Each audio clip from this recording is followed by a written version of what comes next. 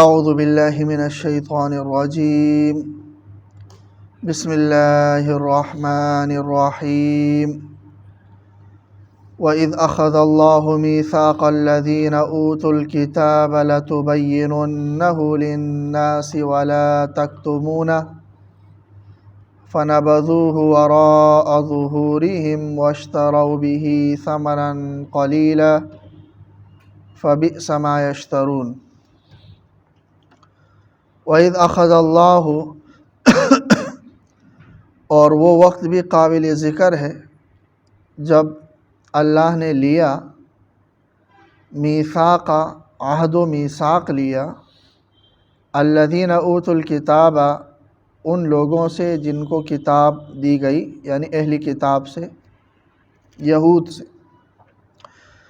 اہل کتاب میں یہود اور نصارہ دونوں شامل ہیں، لیکن یہاں یہود مراد کہ اللہ تبارک و تعالیٰ نے یہود سے عہد و میثاق لیا کہ لَتُبَيِّنُنَّهُ لِلنَّاسِ، کہ تم ضرور بالضرور اس کتاب کو لوگوں کے سامنے واضح کرو گے، بیان کرو گے، وَلَا تَكْتُمُونَهُ، اور اس کو چھپاؤ گے نہیں۔ یہ عہد اور میثاق لیا تھا یہود سے کہ تورات کے احکامات سرعام لوگوں کو بتاؤ گے اور ان احکامات کو چھپاؤ گے نہیں، یہ عہد لیا تھا۔ فَنَبَذُوهُ وَرَاءَ ظُهُورِهِمْ، انہوں نے اس عہد کو اپنے پیٹھ پیچھے پھینک دیا، اس عہد کا پاس نہیں رکھا، پیٹھ پیچھے پھینک دیا، اور یہی کیا کہ تورات کے احکامات لوگوں کو بیان نہیں کیے بلکہ چھپائے۔ یہ یہود کے علماء نے یہ کام کیا۔ فَنَبَذُوهُ وَرَاءَ ظُهُورِهِمْ، پیٹھ پیچھے ان احکامات کو پھینک دیا۔ وَاشْتَرَوْا بِهِ ثَمَنًا قَلِيلًا، اور اس کے بدلے تھوڑی سی قیمت لے لی کہ کسی نے کچھ ان کو دے دیا علماء کو کہ یہ مسئلہ بیان نہیں کرنا ہے، یا بادشاہ وقت نے کہا کہ یہ مسئلہ بیان نہیں کرنا ہے، اور انہوں نے اس کو چھوڑ دیا بیان کرنا، وہ تھوڑی سی قیمت لے کر وہ عہد اور میثاق کو توڑ دیا جس میں ان کو کہا گیا تھا، ان سے عہد لیا گیا تھا کہ تم نے تورات کے سارے احکامات لوگوں کو بیان کرنے۔ تو اللہ تبارک و تعالیٰ کے احکامات واضح طور پر کھول کھول کر لوگوں کو بیان کرنا، یہ علماء کی ذمہ داری ہے۔ یہود کے علماء نے یہی غلطی کی تو اللہ تبارک و تعالیٰ نے ان کی نکیر کی اور ان کو طرح طرح سے عذاب میں مبتلا کیا۔ ہاں، کسی شرعی مصلحت کی وجہ سے اگر کوئی مسئلہ کوئی عالم بیان نہیں کرتا تو اس کی گنجائش ہے۔ بخاری شریف میں پورا ایک باب ہے اس حوالے سے، امام بخاری نے ایک باب باندھا ہے کہ کسی شرعی مصلحت کی وجہ سے کوئی شرعی حکم چھپانا، بیان نہ کرنا، اور اس پر پھر احادیث ذکر کی ہے کہ آپ صلی اللہ علیہ وسلم نے یہ عمل کیا ہے کہ شرعی مصلحت کی وجہ سے، جیسے اس کی مثال کہ جب مکہ مکرمہ نبی اکرم صلی اللہ علیہ وسلم نے فتح کیا، تو جیسے اس پر پہلے بھی بات ہو چکی ہے، تو آپ نے، حضرت عائشہ بیان کرتی ہے کہ آپ صلی اللہ علیہ وسلم نے فرمایا کہ اے عائشہ، اگر تمہاری یہ قوم اور یہ قریش نئی مسلمان نہ ہوتی اور مجھے یہ اندیشہ نہ ہوتا کہ یہ دوبارہ کفر کی طرف اس مسئلے کی وجہ سے چلے جائیں گے، تو میں خانہ کعبہ کو گرا کر اس کو ابراہیم علیہ السلام کی نقشے پر بنا دیتا، کیونکہ اب وہ اس نقشے پر نہیں ہے۔ لیکن اگر میں یہ تبدیلی کروں گا تو یہ نئے مسلمان ہوئے ہیں اور ان سے یہ چیز برداشت نہیں ہوگی، اور ایسا نہ ہو کہ یہ گمراہ ہو جائے۔ بعد میں عبداللہ ابن زبیر رضی اللہ تعالیٰ عنہ نے پھر اسی طرح بنا دیا تھا، پھر حجاج بن یوسف نے دوبارہ گرا دیا۔ تو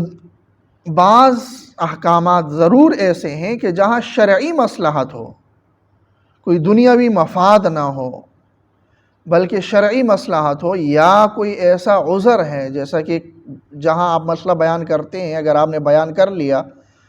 تو آپ کے قتل ہونے کا اندیشہ ہے، یا یہ کہ آپ کو کوئی ناقابل تلافی نقصان پہنچنے کا اندیشہ ہے، تو وہاں اگرچہ آپ قتل کو برداشت کر کے اور نقصان کو برداشت کر کے شریعت کا مسئلہ بیان کرتے ہیں تو آپ اجر کے مستحق ہوں گے، لیکن وہاں شریعت نے آپ کو اجازت بھی دی ہے کہ آپ اس مسئلے کو بیان نہ کریں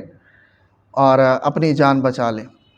یا کوئی ایسے لوگ ہیں کہ جہاں پر آپ نے کوئی مسئلہ بیان کر لیا تو ان لوگوں کے گمراہ ہونے کا اندیشہ ہے، تو اس لیے ایک عالم کو حکمت کا حامل ہونا چاہیے۔ وَمَن يُؤْتَ الْحِكْمَةَ فَقَدْ أُوتِيَ، کہ جہاں وہ بات بیان کر رہا ہے سامنے سامعین کی ذہنی سطح سے بھی وہ واقف ہو اور ان کے احوال سے بھی وہ واقف ہو کہ ہاں یہاں میں نے یہ بات کرنی ہے یا یہاں یہ بات نہیں کرنی ہے، تو یہ ایک حکمت ہے۔ ادعو الی سبیل ربک بالحکمہ، کہ اپنے رب کے راستے کی طرف حکمت کے ساتھ دعوت دو۔ تو حکمت یہی ہے کہ موقع محل دیکھ لیا جائے، سامعین کو دیکھ لیا جائے، ان کی ذہنی سطح کو دیکھ لیا جائے اور اس کے مطابق بات کر لی جائے۔ اب سامعین کو انگریزی سمجھ میں نہیں آ رہی ہے مثال کے طور پر،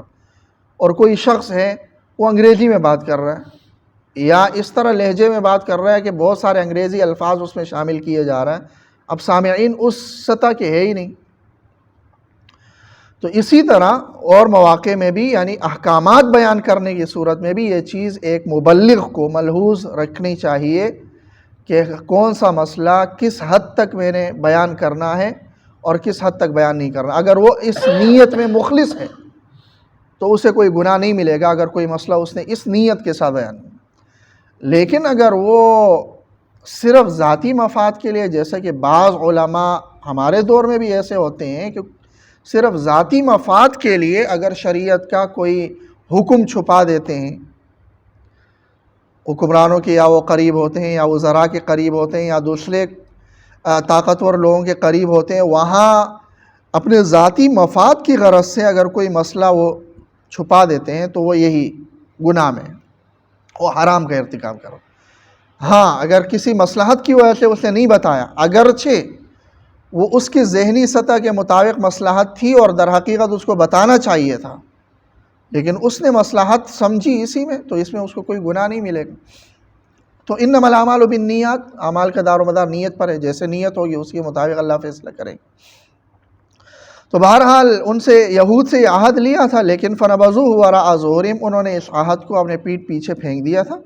واشتروا بہ ثمنا قلیلا، اور اس کے بدلے میں تھوڑی سی قیمت لے لی تھی۔ فبئس ما یشترون، بہت بری قیمت ہے جو انہوں نے لے لی، کہ ایک تو تھی بھی وہ تھوڑی سی، پھر اگر دنیاوی لحاظ سے زیادہ زیادہ بھی ہو تو اللہ کی ناراضگی کا مول تو وہ نہیں بن سکتا، کیونکہ اگر اللہ ناراض ہے آپ سے تو یہ دنیا کی جتنی بھی بڑی قیمت آپ کو مل جائے، جتنا بھی بڑا بدل مل جائے، یہ تو فانی ہے، ختم ہونے والا ہے، اور اللہ کے سامنے تو یہ کچھ بھی نہیں ہے۔